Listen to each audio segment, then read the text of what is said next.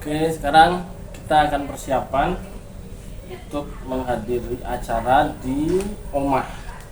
Omah adalah sebuah studio desain arsitek milik Tuaji Alita. Jadi di sana kita akan belajar mengenai karang sata dan sikut-sikutnya. Jadi supaya bisa kita gunakan untuk nyikut peleng lemo.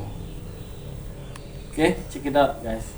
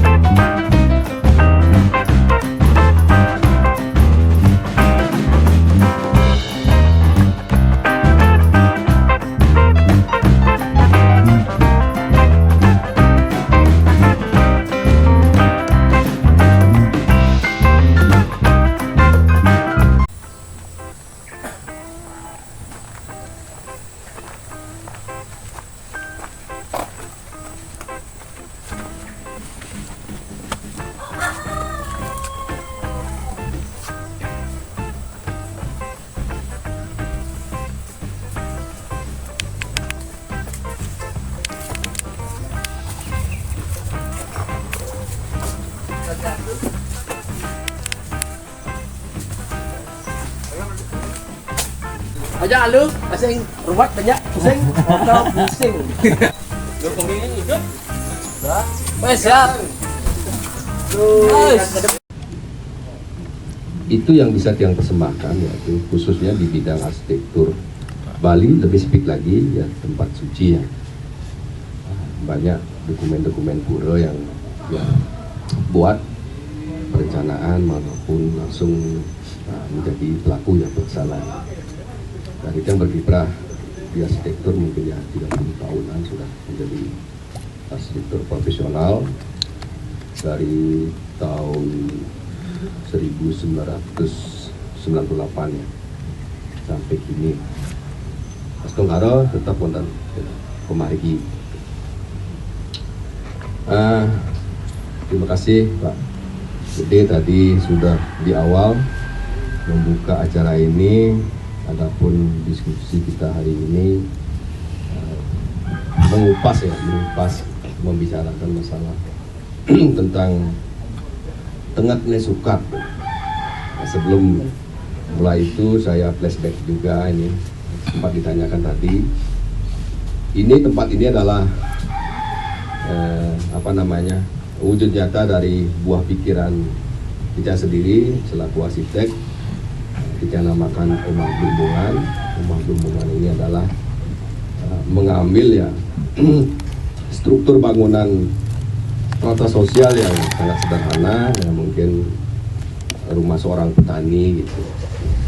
Ini dengan bentuk-bentuk bangunan yang sangat sederhana, konstruksi yang sangat sederhana, kemudian ruang-ruang yang cukup ideal ya, karena tempatnya ada ya yang bikin yang cukup ideal.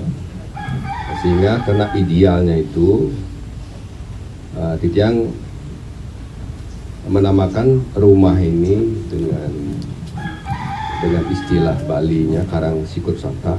Karang sikut sata adalah karang sikut bagi orang-orang tertentu yang profesinya mungkin strata sosial masyarakat paling rendah, petani. yang dimuliakan gitu. Kalau dulu kita tahu di zaman kerajaan gitu, dari 4 profesi itu sering kita dengar bahwasanya dari masing-masing profesi itu dikasih karang sikut sata oleh penguasa pada waktu itu raja. Dan sikut sata adalah sikut yang berbeda dengan sikut-sikut pada umumnya strata sosial 4 profesi yang kita kenal dengan sikut. Nah, spesialnya di mana? Karena misalnya dia seorang petani, dia mampu membawa nama besar pertanian dari sebuah lingkungan atau kawasan kerajaan itu sendiri sampai keluar daerah, sampai ke daerah tetangga, sehingga dia dimuliakan, profesinya dia dimuliakan, diberikan dah dia ruang, diberikan dia penghargaan karena sikut sata. Kalau secara agak tegas yang orang secara leksikal ya, betul Pak. Leksikal artinya secara perkataan itu. Jadi yang coba ya mengulik satak itu. Jadi yang kesempatan ini kebetulan aja berdiskusi dengan seorang suli, bisa enggak yang sikut satak itu secara kata itu ya, secara kata itu kita pecah menjadi sat dan ak. Sat itu ada di Kamus Sanskerta, itu artinya kebenaran, sujati. Terus ak sendiri berasal dari kata